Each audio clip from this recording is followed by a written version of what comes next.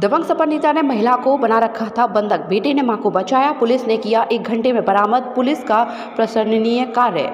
मामला थाना शाहगंज थाने का है, जिसमें 14 वर्षीय मोहम्मद कैफ ने आगरा कमिश्नर से मुलाकात की और बताया कि उसकी मां मुशरा बिल्किस को सपा नेता अकबर कुरैशी ने शाहगंज में ताज कॉम्प्लेक्स के पास स्थित किसी बंद हॉस्पिटल में बंधक बना रखा है। कमिश्नर ने मामले की गंभीरता को देखते हुए तत्काल एएसपी लोहामंडी को आदेशित किया। एएसपी लोहामंडी मयंक तिवारी ने तत्काल टीम गठित कर मुशरा बिल्किस को ढूंढने में लगा दिया। 1 घंटे की मेहनत के बाद बच्चे की मां को कोठी मीना बाजार मैदान के पास स्थित ताज कॉम्प्लेक्स के सामने बंद हॉस्पिटल के दूसरे तल पर स्थित बंद कमरे से बरामद कर लिया। थाने में पूछताछ करने पर मुशरा बिल्किस ने बताया कि सपा नेता अकबर कुरैशी ने 23 फरवरी से बंधक बना रखा है।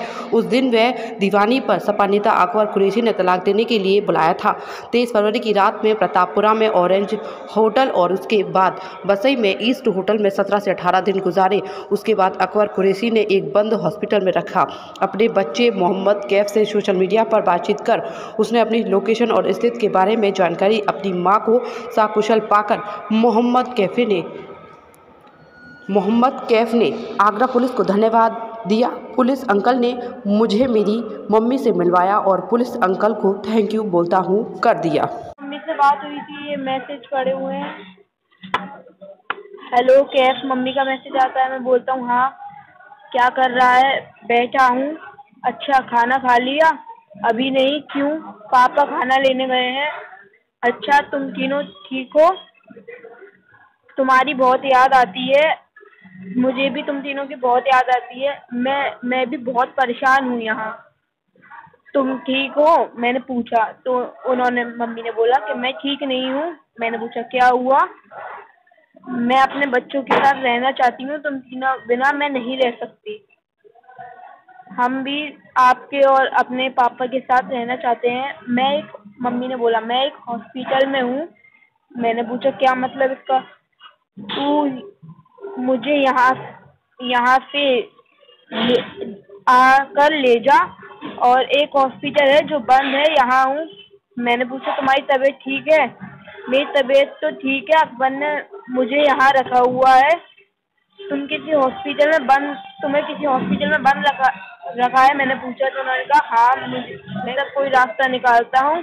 नीचे कुछ लोग, मम्मी ने बोला नीचे कुछ लोग मेरी पहरेदारी कर रहे हैं। मैंने बोला तुम टेंशन मत लो, अल्लाह ने चाहा तो हम कल तुम्हें वहाँ से ले आएंगे, हम पुलिस को लेकर ही आएंगे। मैंने बोला चल ठीक है बेटा, अपना और अपने छोटे भाइयों का ध्यान रखियो। अच्छा, उसके बाद में जब मैसेज हो गए तो आपने क्या किया? वापस घर जा गया? फिर मैंने पापा को ये सब बताया, तो फिर आज सुबह हम लोग गए थे। कहाँ गए थे? हम लोग दीवानी गए थे। हम लोग एप्लीकेशन बनवाई थी। मैं उसका कहाँ के रहने वाले हैं? ये मंटोला के रहने वाले हैं।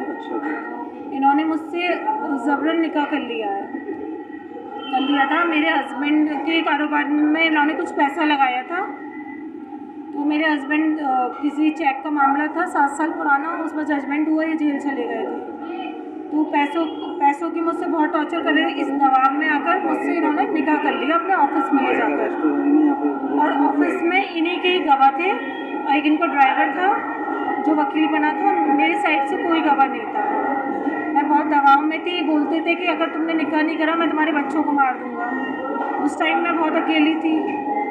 मैं और मेरे बच्चे तीनों बस अकेले रहते थे, कोई नहीं था हमारे ऊपर। सब कहते हैं पुलिस के पास जाओ, पर उसने मुझे इतना दबा दिया था कि बोलता था मेरे पास पैसा बहुत है, तुम कहीं भी जाओ, तुम्हारी कोई सुनवाई नहीं होगी। इस चक्कर में मैं बहुत डरी हुई थी। उसने जो बोला, मैंने अपने बच्चों की जान बचाने के लिए मैंने इससे निकाह कर लिया। ऑनेस्ट थे तो उन्हें आना चाहिए था ना वहाँ पर, क्यों नहीं आया हूँ वहाँ पर? जब इंसान अपनी जगह सही होता है तो वो तो आ सकता है ना। चोरी बचता है ना हमेशा। 1 बजे से 7 बजे तक हुआ? हाँ ना? क्या? दोपहर 1 बजे? हाँ, 1 बजे से हम 7 बजे तक हमने इंतज़ार करा, बट वो नहीं आए वहाँ पर। हाँ। अब क्या चाहते हैं आप? उसके खिलाफ ऐसे इंसान देखो, वो ना जाने कितनी औरतों, ऐसी शादीशुदा औरतों को फांसते हैं वो, और कितने घर बर्बाद कर चुके हैं वो।